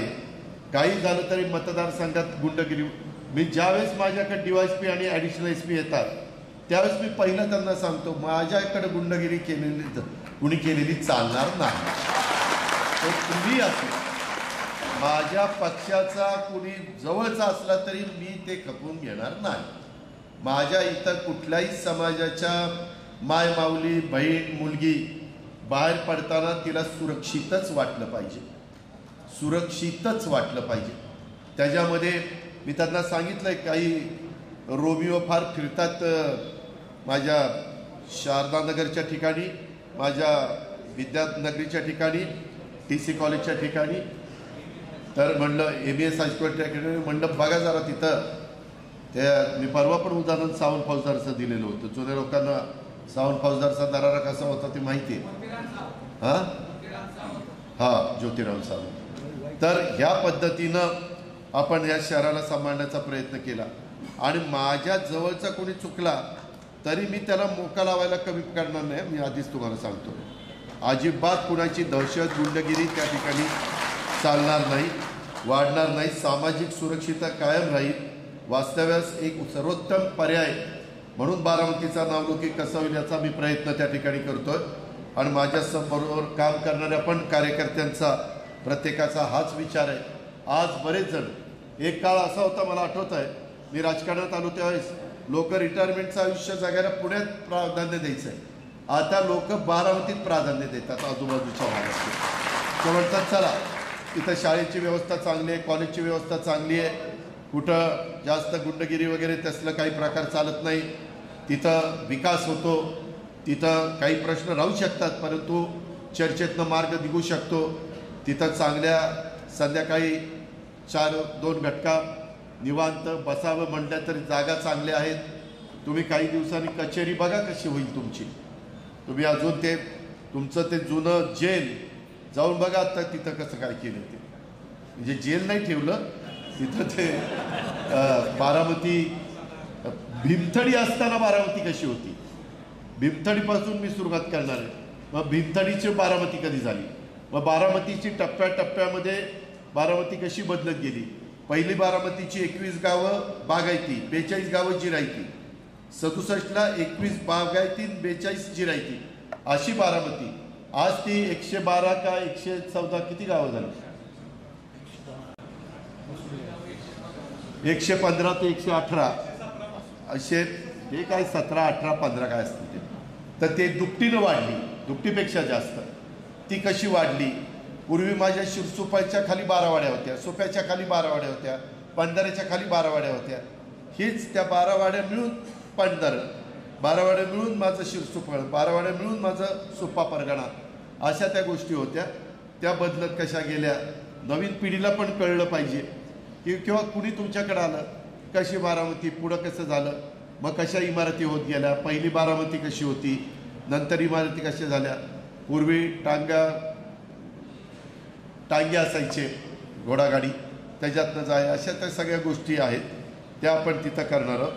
त्याच्यामध्ये बारामती शहराच्या सर्वांगीण विकासाच्या दृष्टिकोनातनं आपण तिथपर्यंत जायचं. मी तुम्हालाही सगळ्यांना सांगेन की मतदारांच्यापर्यंत जाल, जेथे जेथे तेव्हा चर्चा कराल. अनेकदा काही वेळेस भूमिका मांडण्याची वेळ येईल तेव्हा विकासाचा वेग कसा राहतो. आणि मला काहींना सांगायचं आहे की तुम्हाला इथं नेमलेलं असलं तरी बारामतीला फार शिकवायला जाऊ नका सुरेश राव. लय पुढची बारामती माझं ऐकत नाही तर तुम्हाला तर कधीच कुलून टाकेल. त्याच्यामध्ये त्यांच्या कानाने घ्यायचं, असं असं तसं तसं, ते तसं करतच जावं लागेल. तुम्ही वेगळ्या पद्धतीनं सांगायला लागलं तर ही कोण टिकोजीराव आलाय मला सांगायला, असं करून लावतील मार्गी. ती तसलं काही करू नका. फार लो प्रोफाईलनी जमिनीवर पाय ठेवून काका रे बाबा रे दादा रे मामा रे का, त्याच्यामध्ये ह्या सगळ्या गोष्टी आपण का करू शकलो. खरं पवार साहेबांच्याकडे कधी साहेबांनी अर्थ खातं ठेवलं नाही. साहेबांच्याकडे मुख्यमंत्रीपद असायचं, साहेबांनी उद्योगमंत्री सांभाळलं, कृषी मंत्री सांभाळलं, शिक्षण मंत्री सांभाळलं, अन्न नागरी पुरवठा पण काही काळ पवारसाहेब महाराष्ट्राचे मंत्री होते, गृहमंत्री होते. असे वेगवेगळी खाती मी आत्ता नावं घेतली ती सगळी सांभाळ. राज्य शिष्टाचार होतं, प्रसिद्धी होतं. अरे बारामतीचं चाल महाराष्ट्र अनिल काटकर, मी दिल्लीचं नाही बोलत, मी मुंबईचं बोलतोय, महाराष्ट्राचं. संरक्षण मंत्री माझ्या माहितीप्रमाणे कदाचित भारत सरकारमध्ये, मी महाराष्ट्र सरकारचं सांगतो कारण मी पण भारत सरकारमध्ये काम केलं नाही. तर मला सांगायचं तात्पर्य हे होतं की अर्थ मंत्रालय माझ्या ताब्यात आल्यानंतर लक्षात आलं की अर्थ मंत्रालयातनं निधी विकासाकरता कसा देता येतो. विकासाच्या करता आपण जलसंपदा चालवलं, ऊर्जा चालवलं, ग्रामविकास चालवलं, पाणी पुरवठा स्वच्छता खातं चालवलं, फलोत्पादन चालवलं, आपण ऊर्जा सांगितलं. ही सगळी खाती आपण चालवली. एक्साईज चालवलं काही दिवसाकरता. पण हे अर्थ नियोजनला आणि आता ते पेपरला काही काही येतं की अर्थाच्या बद्दल कोणतरी काहीतरी बोलणाऱ्याला बोलू द्या, त्याच्याबद्दल तुम्ही काळजी करू नका, तुम्ही तुमची काळजी करा. ते तिकडचं काय असेल ते आमचं आम्ही बघू. बोलणाऱ्यांनी काय बोलावं, कसं बोलावं ते वरिष्ठ पातळीवर त्याच्या संदर्भातली चर्चा त्या ठिकाणी होईल. परंतु खरोखरीच आपल्या भागाचा कायापालट करण्याच्या करता आपल्याला अर्थ म्हणजे विभाग आणि नियोजन, प्लॅनिंग आणि फायनान्स म्हणतात, हा त्या ठिकाणी उपयोगी पडला. आणि त्याच्यातनं आपण राष्ट्रवादी काँग्रेस पक्षाच्या बरोबर बारामतीची जनता भक्कमपणे राहिली. आणि हे आपल्याला मतदारांना सांगावं लागेल, विकास करून दाखवण्याची हिंमत आणि धमक आपल्यात हे आपण गेल्या 30 वर्षात सिद्ध केलेलं आहे. आणि इतक्या अधिकाऱ्यांना मी ज्यावेळेस बोलतोय त्यावेळेस तुम्ही पण तितक्याच अधिकारांनी त्या मतदाराला सांगण्याचं काम केलं पाहिजे. कारण मी आज राज्यभर फिरतोय, मंत्रालयात मला कामकाज करता वेळ द्यावाच लागतो. कारण सगळ्यात जास्त फाईल ह्या मुख्यमंत्र्यांकडे येतात कारण तेच मुख्य असतात. परंतु 2 नंबरच्या फाईल ह्या अर्थ मंत्रालयाकडे येतात. अर्थमंत्री आणि मग नंतर ते मुख्यमंत्र्यांच्याकडे असं ते जातं. पण इथून पुढच्या काळात देखील आपल्याला त्याच पद्धतीनं काम करायचं आहे. हे करायचं नाही करायचं सगळं ते तुमच्या हातात आहे. कारण मी पण शेवटी माणूस आहे. मला पण कधी कधी विचार येतो किंवा एवढी सगळी कामं करून बारामतीकर वेगळा पण निर्णय त्या ठिकाणी देऊ शकता. तर मग आपण पण आता 33-34 वर्ष झाली. मी तर आता दुसऱ्यांना खासदार करू शकतो, राज्यसभा दुसरा देऊ शकतो. आत्ता नितीनला दिली, त्याच्या आधी मी नाही, परंतु पार्लमेंटरी बोर्डाने सुनेत्राला दिली, त्याच्या आधी आम्ही प्रफुल्ल पटेल साहेबांना दिली वगैरे वगैरे. आमदार पण मध्ये राजेश विटेकरला केलेलं तुम्ही पाहिलं. त्याच्या संदर्भामध्ये त्या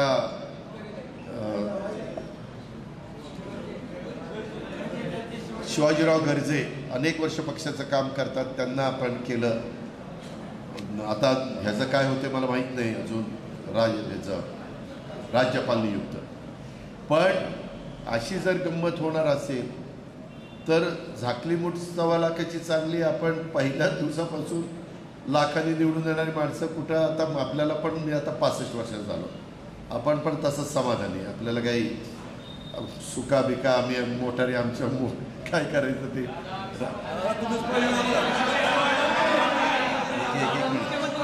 ऐका,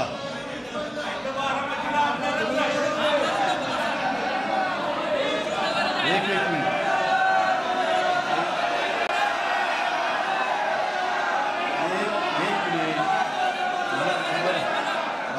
मला एकदा काय होतं, जिथं पिकतं, एक मिनिट, जिथं पिकतं, ऐका, जिथं पिकतं तिथं विकत नसतं. तुम्ही एक गोष्ट लक्षात घ्या. तानाजीराव एक मिनिट, एकदा काय झालं पाहिजे, बारामतीकरांना कोणतरी मी सोडून आमदार मिळाला पाहिजे.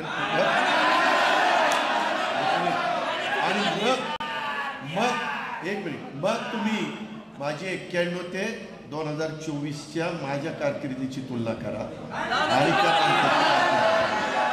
त्याच्यामध्ये तुम्हाला काय ते खोटं नाही सांगत. कार्यकर्त्यांना नीट लक्षात घ्या. काय बघता बघता रस्ता न सांगता रस्ता होतोय. एक मिनिट, न सांगता पिण्याच्या पाण्याच्या योजना होत आहेत करोड रुपयाच्या. आता किती कोटीच्या योजनेची कामं चाललीत माहिती आहे? 750 कोटी बारामती शहर सोडून. कशाला म्हणतात 750 कोटी? त्याच्यामध्ये ही जे काही रस्ते, तुम्ही पूर्वी बारामतीचे रस्ते बघितलेले, आता कुठल्याही भागामध्ये गेल्यानंतर काही रस्ते राहिलेत, मी मान्य करतो की काही राहिले, ते कसे करायचे, काय करायचे ते बघू आपण. पण ह्या सगळ्या बाबतीत मेडिकल कॉलेज न मागता मेडिकल कॉलेज मिळतंय, 1000 कोटीचं मेडिकल कॉलेज मिळतंय. तुम्ही सांगितलं पुण्यश्लोक अहिल्यादेवी होळकरांचं नाव द्या, पुण्यश्लोक अहिल्यादेवी होळकर बारामती मेडिकल कॉलेज. आयुर्वेदिक कॉलेज, अशीच एक जागा, कितीतरी जण मेळ्यातवरून जात होते. काय होतं त्या जागेत? येड्या बाबळी होत्या. गृहनिर्माण संस्थेची जागा, माडाची जागा, त्यांना दुसरी पर्यायी जागा दिली. तिथं मेडतकर पण म्हणतात, दादाजीराव कसं काय उभं राहायला कळतच नाही.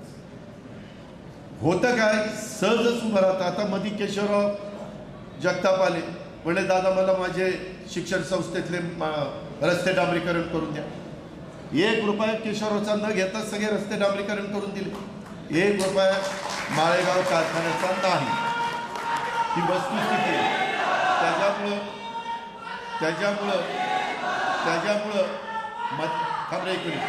त्याच्यामध्ये मधी माझ्या बारामती शहरातनं आपला जो स्टोरेज टँक आहे तिथपासून माझ्या जळोचीच्यापर्यंत लाईनिंग केलं.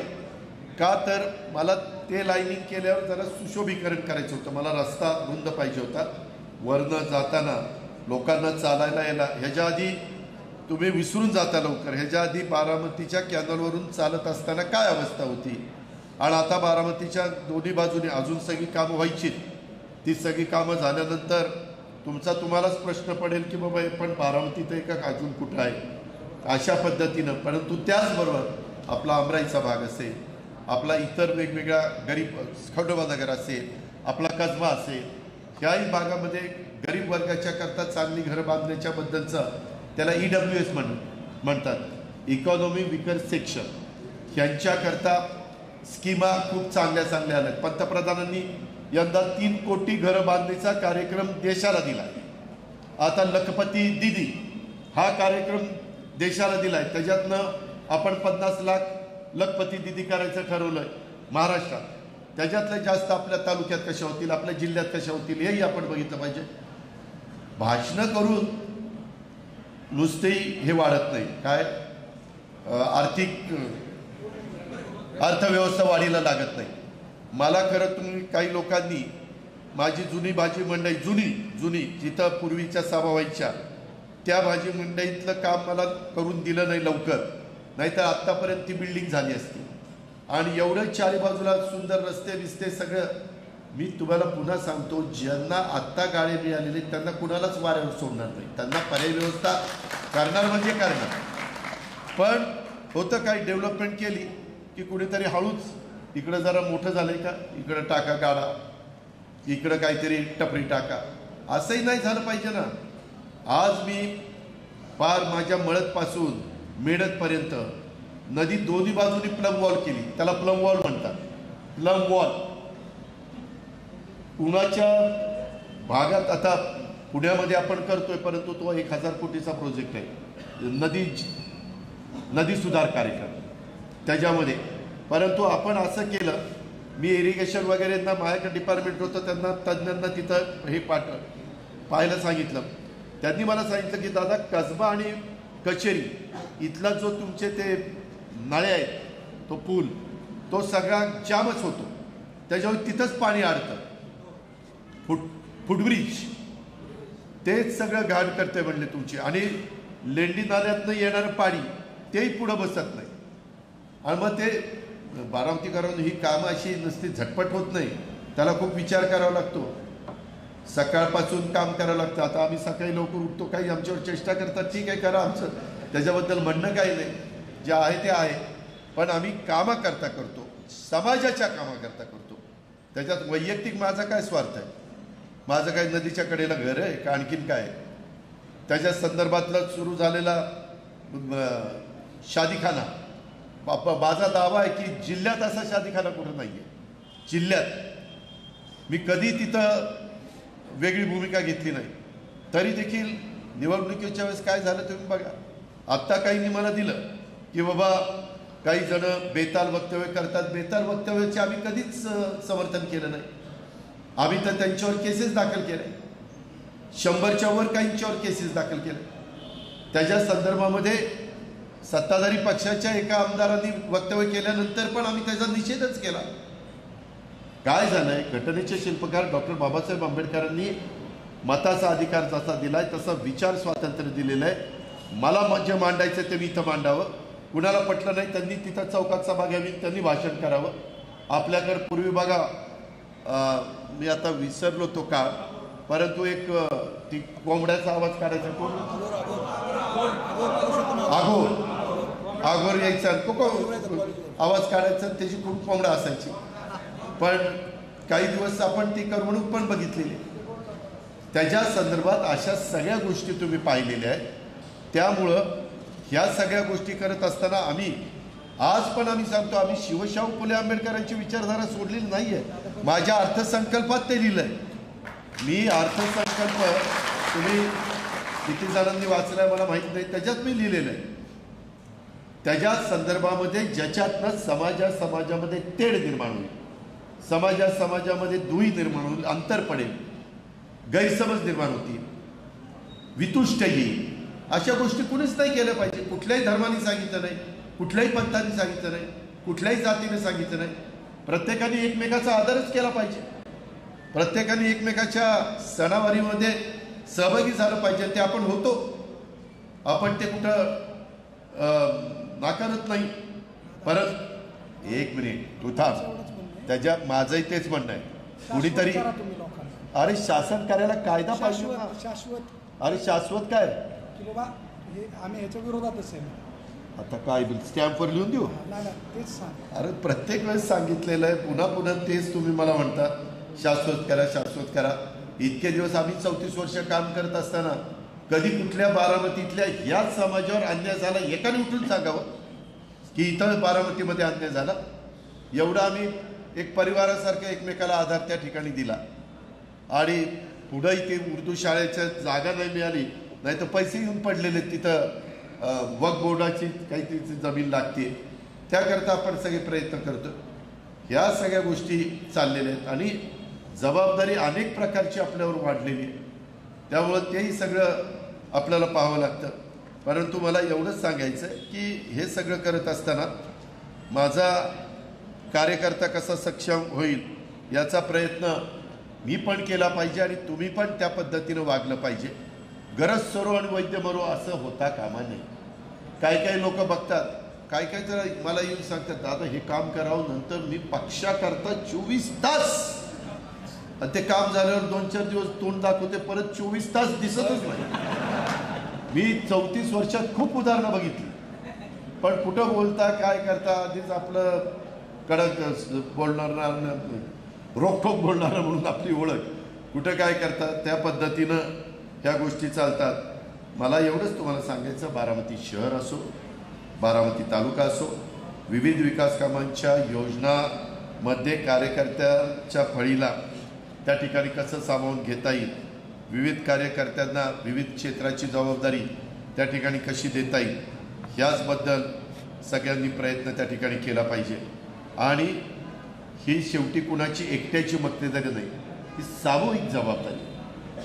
मी जरी असलो आज तुमचा लोकप्रतिनिधी, तरी काही महत्त्वाचे निर्णय असतात त्यावेळेस आम्ही पण 4-10 लोकांशी बोलून साधारण तुमचं मत काय, अंतिम निर्णय मी घेणार, पण मत काय, वा सुनील भगत तुमचं मत काय, अविनाश गोखले तुमचं मत काय, असं आपण विचारतो. जास्त मतं घेतली तर आपल्यालाही निर्णय घ्यायला. आज देखील मी सरकारमध्ये काम करतो, अर्थसंकल्प सादर करतो, तेव्हाही मी रिटायर झालेल्या अधिकाऱ्यांशी पण बोलतो, माझ्याबरोबरच्यांशी पण बोलतो.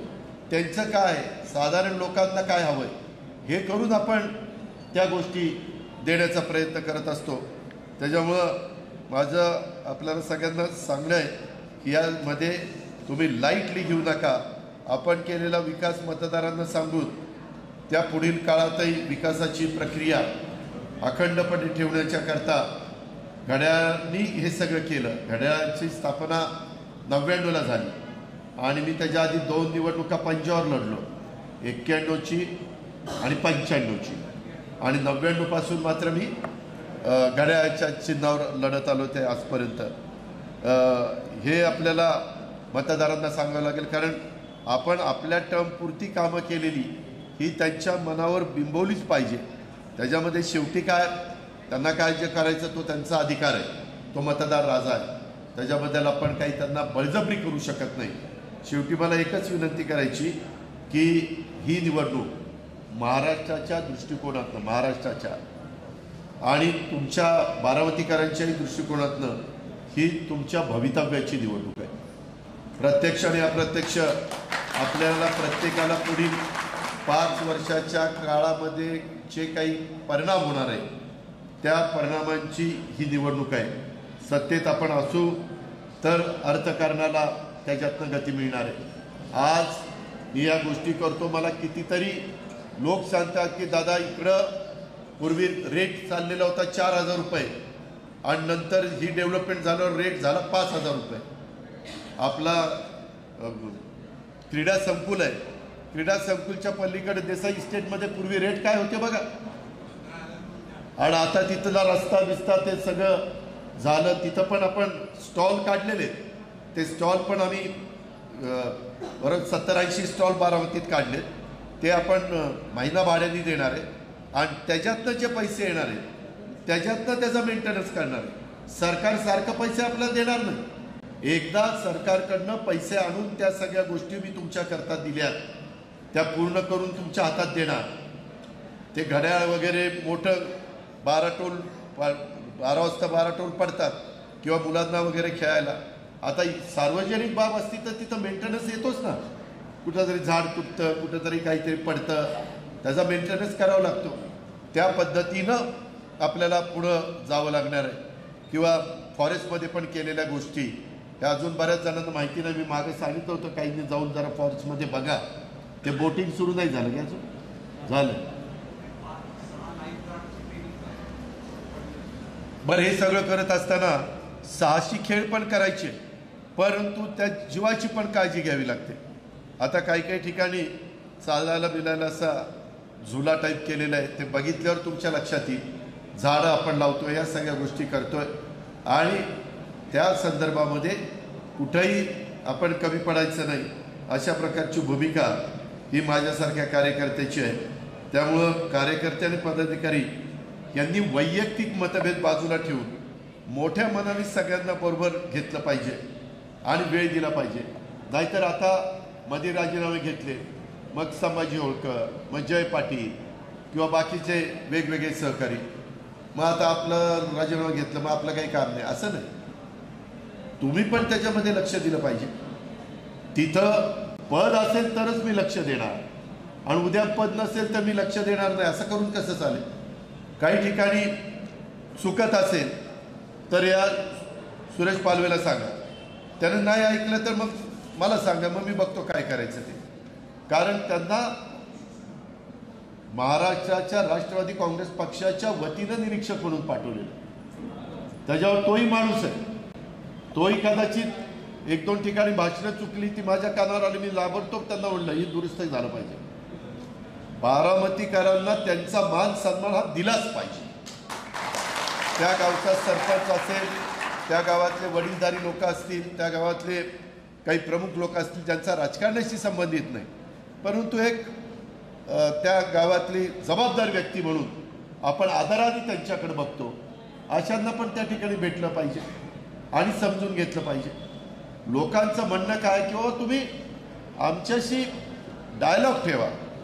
आता मी डायलॉग ठेवायला इथं सकाळी कुणी जाहीर केलं, इथं जनता दरबार, हे गर्दी की नको नको झालं, अजून जेवण नाही काही नाही.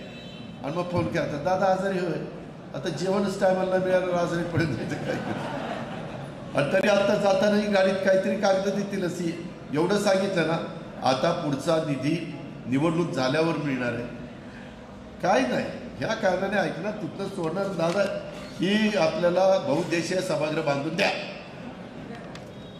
एवढं म्हणजे खोटं नाही सांगत की इतकी कामं महाराष्ट्रात ह्या 5 वर्षात कुठं झाली नसतील एवढी कामं. तरी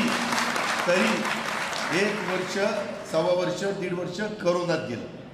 करोनात जर गेलं नसतं तर अजून त्याच्यामध्ये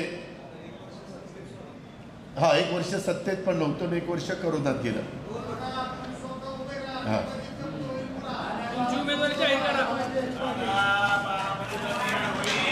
त्याच्यामध्ये मला आपल्याला तुम्ही जे निवेदन दिलेलं मी ह्याच्या जातीनं लक्ष घालतो. मी स्वतः ऐका ना, मी पोलिसांना सगळ्यांना टाईट केले, रश्मी शुक्ला वगैरे सगळ्यांना समाजाला आश्वासित होईल की बाबा आपण, अरे मी सांगितलेलं आहे, प्रत्येक ठिकाणी आश्वासित करतो मी की बाबा दादा तुम्ही आमचे पालनहार आहात, तुम्हीच आमचे. अरे आहे बाबा, मी सांगत होतो सगळ्यांना. तीच की फक्त एवढंच की तुम्ही आश्वासित करा की काय होणार नाही, आम्ही काळजी घेऊ. समाजात एक भावना आहे. दुसरी गोष्ट, काही वेगळ्या अफवा उठल्या की लगेच त्याच्यावर विश्वास ठेवत नका जाऊ. आपण म्हणजे मी तरी ही निवडणुकीची यंत्रणा, मी महाराष्ट्रात राष्ट्रवादी काँग्रेस पक्षाची जबाबदारी माझ्यावर आहे, त्याच्यामुळं मला तर राज्यात फिरावंच लागणार आहे, तो काही प्रश्न नाही आहे. आणि त्या संदर्भात हां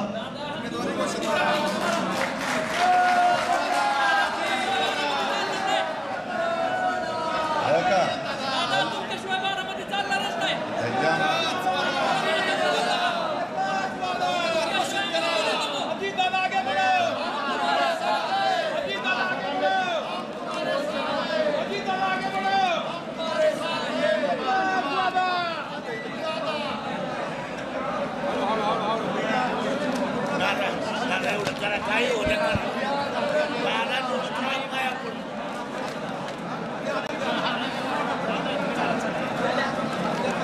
सगळ्या कार्यकर्त्यांना माहिती करता बदल्या 31 तारखेपर्यंत होत्या, 31 ऑगस्ट संपलेला, आता बदल्या होणं अशक्य आहे. मी मगाशी सांगितलं.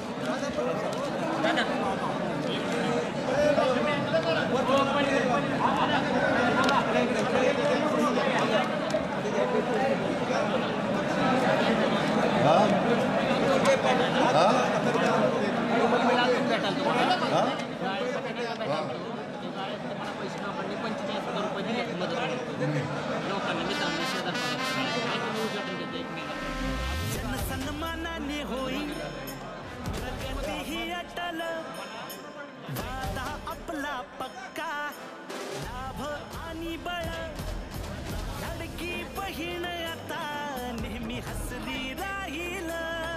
ही एकता आपली ताकद अशीच वाढत जाईल. घड्याळ विश्वास